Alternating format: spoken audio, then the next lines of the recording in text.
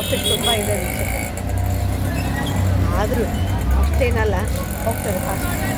Traffic ಇದೆ ಮಾತ್ರ, ಅಷ್ಟೊಂದೇನಿದೆ.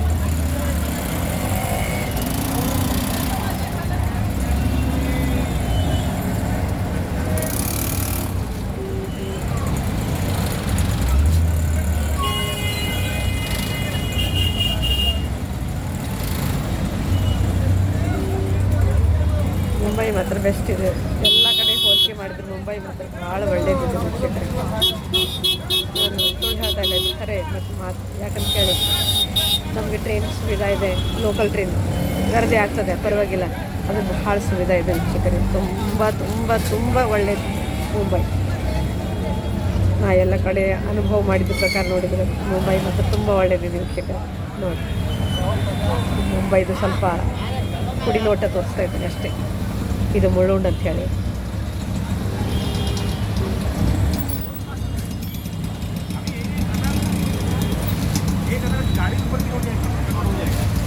ಇದರಲ್ಲಿ ಲೋಕಲ್ ಟ್ರೈನ್ನಲ್ಲಿ ಬಂದಿದ್ದೆ ನಾನು. ಇವಾಗ ರಿಕ್ಷಾ ಹಿಡಿದಿದೆ. ನಾನು ಮುಳ್ಳುಂಡ್ ಮಟ್ಟಕ್ಕೆ ಹೋಗ್ತಾ ಇದ್ದೀನಿ. ಆದರೆ ಏನು ಅಷ್ಟು ಟ್ರಾಫಿಕ್ ಏನಿಲ್ಲ, ಅಂತಾಪರ ಏನಿಲ್ಲ. ಬಸ್ ನಿಂತಿದೆ ಅಂತ ಸ್ವಲ್ಪ ಪ್ರಾಬ್ಲಮ್ ಆಗ್ತದೆ. ಮುಂಬೈ ಬೆಸ್ಟ್ ನನಗೆ.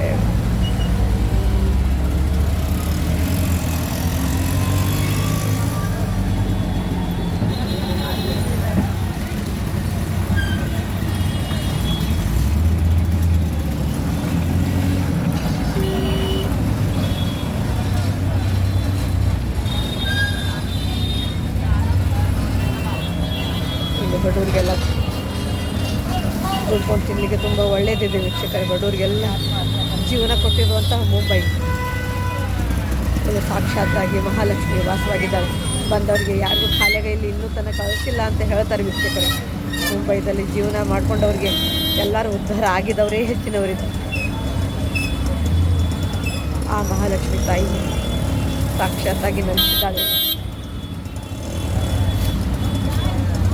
ಇಲ್ಲಿವರೆಗೂ ಯಾರಿಗೂ ಕೈ ಬಿಟ್ಟಿಲ್ಲ ವೀಕ್ಷಕರೇ.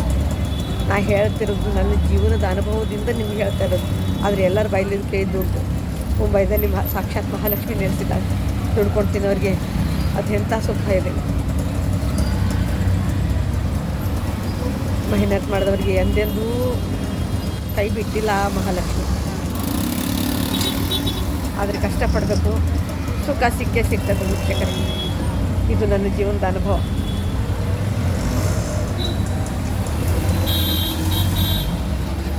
ಎಷ್ಟು ಹೇಳ್ತಾ ಇದ್ದ ಅಂತ ತಪ್ಪು ತಿಳ್ಕೊಬೇಡಿ ವೀಕ್ಷಕರೇ. ಇದು ನನ್ನ ಜೀವನದ ಅನುಭವ ಹೇಳ್ತಾ ಇದ್ದೀನಿ. ದುಡ್ಕೊಂಡು ತಿನ್ನೋರಿಗೆ ಮಾತ್ರ ಇಲ್ಲಿ ಜೀವನದಲ್ಲಿ ಎಂದೆಂದೂ ಸೋಲಿಲ್ಲ. ಗೆದ್ದವರೇ ಜಾಸ್ತಿ ಮಂದಿ ಅಂದರೆ ಗೆದ್ದವರೇ ಇದ್ದಾರೆ ಇಲ್ಲಿ ಪ್ರತಿಯೊಬ್ಬರು.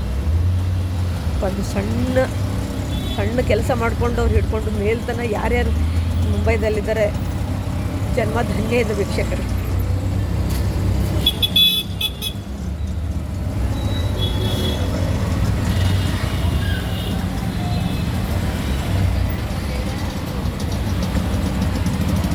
ಇದನ್ನು ಬಾಯಿ ಮಾತಿಗೆ ಹೇಳ್ತಾ ಇರೋದಲ್ಲ, ಇದು ನಿಜವಾದ ಅನುಭವ ಹೇಳ್ತಿರೋದು.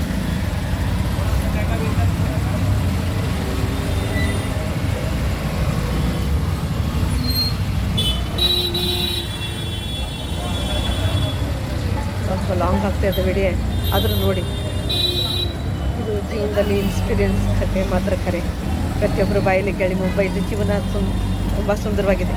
ಸ್ವಲ್ಪ ಟ್ರಾಫಿಕ್ ಇದೆ ಅಂದರೆ ಟ್ರೈನ್ ಗರ್ದಿ ಆಗ್ತದೆ, ಪರವಾಗಿಲ್ಲ. ಆದರೆ ಜೀವನದಲ್ಲಿ ಮಾತ್ರ ಗೆದ್ದವರೇ ಜಾಸ್ತಿ. ಕಷ್ಟಪಟ್ಟು ದುಡ್ದವ್ರಿಗೆ ಮಾತ್ರ ಸುಖ ಗ್ಯಾರಂಟಿ.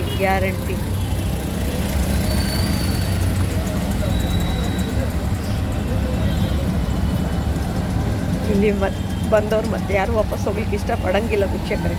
ಮುಂಬೈನೇ ಇಲ್ಲೇ ಇದ್ದು ಇಲ್ಲೇ ಅಂದರೆ ಜೀವನ ನಡೆಸಿದವರು ಇದ್ದಾರೆ ವೀಕ್ಷಕರೇ.